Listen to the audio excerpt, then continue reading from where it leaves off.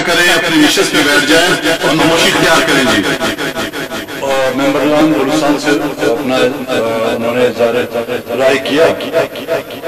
جناب deputy speaker صاحب، حالیہ بارشوں سے بلوچستان میں جو نقصانات ہوئے ہیں، سڑکیں تو نہ ہونے کے برابر تھی ہمارے پاس. کبھی کسی بڑے صوبے کی زکوٰۃ کے طور پر ہمیں ایک آدھ سڑک مل بھی جاتی تھی، تو وہ بھی کبھی سیلاب کے ذریعے یا کبھی دہشت گردی کے ذریعے سے جو ان کو تباہ برباد کیا جاتا ہے. لوگوں کی فصلیں تباہ ہو گئی، گاؤں کے گاؤں برباد ہو گئے. اور زراعت جو ہمارے زرعی علاقے تھے، بالخصوص آپ کے نصیر آباد کے اور ڈیرہ مراد جمالی کے علاقے، ان میں جو بارش نے جو تباہی مچا دی ہے، اب اس کو خداوند تعالیٰ کی طرف سے مصیبت ہے، اس کا مقابلہ ہمیشہ ہم کرتے آ رہے ہیں. لیکن ہمیں افسوس ہوتا ہے کہ حکومت کی بے عزتی. اگر آج یہ اعلان کیا جاتا کہ بلوچستان کے ان علاقوں میں ایک بڑی مقدار میں گیس نکل آئی ہے، تو وزراء کی جو قطاریں لگی ہوتی. اگر یہ اعلان کیا جاتا ہے کہ اس علاقے میں تیل کے بڑے ذخائر موجود ہیں، تو کوئی بھی منسٹر میرے خیال میں اس جگہ پر جانے سے نہیں کرتا.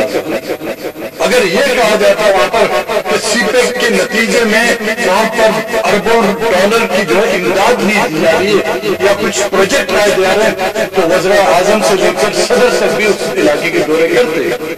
لیکن شاید ہماری فصلوں کی تباہی اپنی جگہ پر، ہماری تو لاشوں پر کوئی آنسو بہانے والا نہیں ہوتا.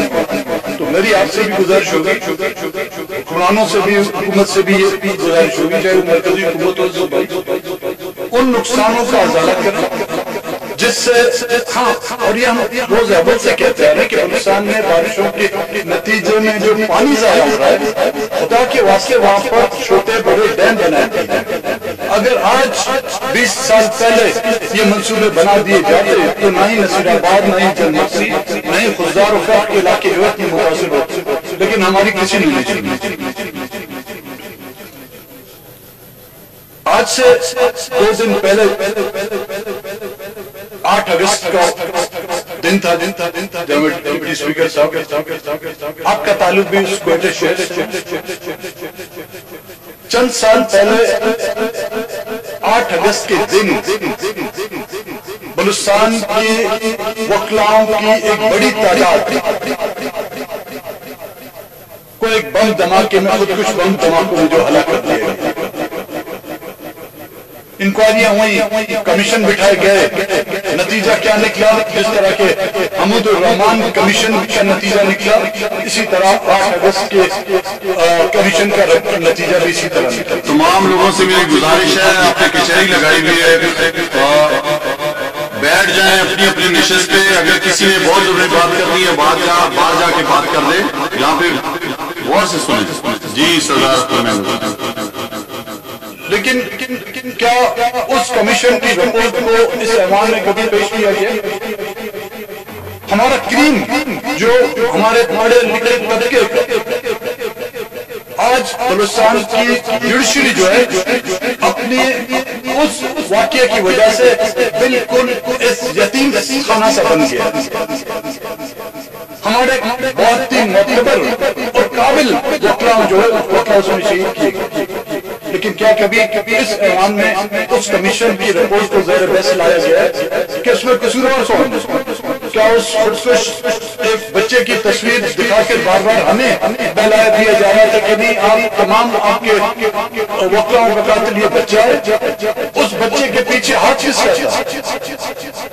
اور وہ چین جو ایک سینئر قاضی صاحب کو قتل کر کے اور یہ پروگرام کے تحت اور دھماکہ کیا گیا، کیا یہ بچے کی سوچ تھی یا اس کے پیچھے ایک بہت بڑا مائنڈ تھا جس نے تمام پلاننگ کی؟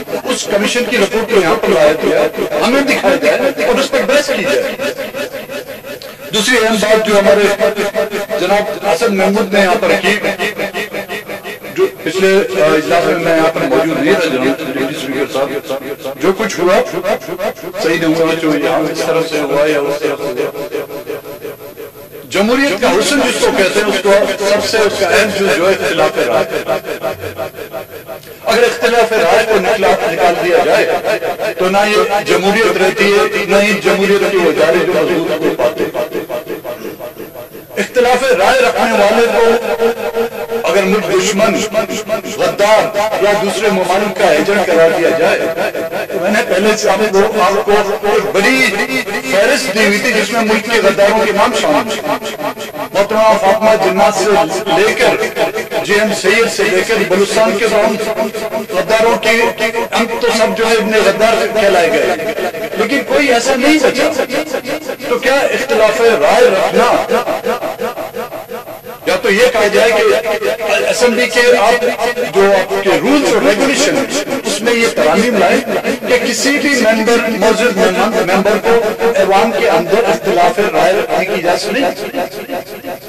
ملک کی جو سب سے بڑی جمہوریت ہے، آپ جن سے ہم نے جمہوریت سیکھی، انگریز جس کو یونائٹڈ کنگڈم کہا جاتا ہے، اب پچھلے ادوار میں وہاں پہ ووٹنگ ہوئی کہ یورپین یونین کے ساتھ رہنا ہے یا نہیں رہنا، اس میں عوام نے بھی اپنی رائے دی، اس میں ممبران نے بھی اپنی رائے دی، اور اس میں اکثریت رائے جو تھی تو قاضی ہم یورپین یونین کے ساتھ نہیں رہنا چاہتے، تو اس فیصلے کو تمام نے لبیک کہا۔ لیکن کسی نے یہ تک نہیں کہا ہوگا کہ جس نے اس مسئلے پر اختلاف رائے رکھا ہو وہ یورپ کا جو ہے ایجنٹ قرار دیا گیا ہو۔ کسی ممبر کو یہ نہیں کہا گیا ہوگا کہ جس نے وہاں پر اختلاف رائے رکھا ہو وہ جو فرینچ کا ایجنٹ تھا، اسپینش کا ایجنٹ تھا یا پورچگیز کا ایجنٹ تھا۔ نہیں، آج تمام کے تمام جنہوں نے اختلاف رائے بھی رکھا، جنہوں نے اس کے حق میں بھی رائے دی، وہ تمام کے تمام ایک ہی ایوان میں بیٹھے ہوئے ہیں، شیر و شکر۔ لیکن کیوں ہم ان کی تمام وہ بری عادتوں کو اپناتے ہیں، لیکن کم سے کم ان کی کچھ اچھی عادتیں ہمیں اڈاپٹ کرنے کا بھی تو حق حاصل ہے۔ تو اختلاف رائے رکھنے کے لیے میرے خیال میں ہمیں کسی سرٹیفکیٹ کی ضرورت نہیں، یہ ہمارا حق بنتا ہے۔ اب ہم کریں بھی کیا کریں؟ ایوان میں ہمیں بات کرنے کی اجازت بھی نہ ہو جو عوام کی توقعات ہیں، کیونکہ جب عوام نے ہمیں اور آپ کو ووٹ دے کر جنرل ڈپٹی اسپیکر صاحب بھیجا ہے تو یہ کچھ امیدیں ہیں ان کی عوام سے کہ ہم ان کے جو جمع مسائل ان پر بات کریں گے، علاقائی مسائل، قومی مسائل اور ملکی مسائل، اور ترقیاتی حوالے سے ہم جو ہے ان علاقوں میں ترقیاتی کام بھی کریں گے۔ جب نہ ہم ترقیاتی کام کر سکتے، نہ ہم یہاں پر تقاریر کر سکتے، نہ ہی اپنی رائے کا اظہار کر سکتے، تو بہتر وہ ہوگا کہ ہمارے تمیز اسٹیچوز بنا کر ان کرسیوں پر بٹھا دیے جائیں اور ان میں داغے باندھے جائیں جو کٹپوتلیاں ہوتی ہیں، کیونکہ یہ ملک ہمیشہ کٹپوتلیوں کے سے چلایا گیا نا، اور وہ جو جن کے ہاتھ میں ہم کبھی بھی ان کی طرف ارادہ نہیں کرتے، جو ہمیں نچاتے ہیں، جن کی ڈیوٹیوں پر ہم ناچتے ہیں، لیکن ہم ایک دوسرے کو برا بلا کہتے ہیں، ہم ایک دوسرے کو کوستے ہیں، ہم ایک دوسرے پر الزام لگاتے ہیں، اور یہاں تک کہ بد کلامی بدتمیزی کی حد تک ہم جاتے ہیں کہ ایک دوسرے کو گالیاں تک دیتے ہیں، اور ہم اس قوم کو سکھانا چاہتے ہیں جو ہمیں منتخب کر کے اس ایوانوں پہ لائی ہے، ہم ان کو کہتے ہیں کہ ہم سے سیکھیں۔ تو یا ہم سوچیں جب انہوں نے ہم سے سیکھا تو اس قوم کا اور اس ملک کا حشر کیا ہوگا یہ اللہ ہی جانے۔ آپ کا دل سے شکریہ ادا کروں گا کہ آپ نے مجھے موقع دیا۔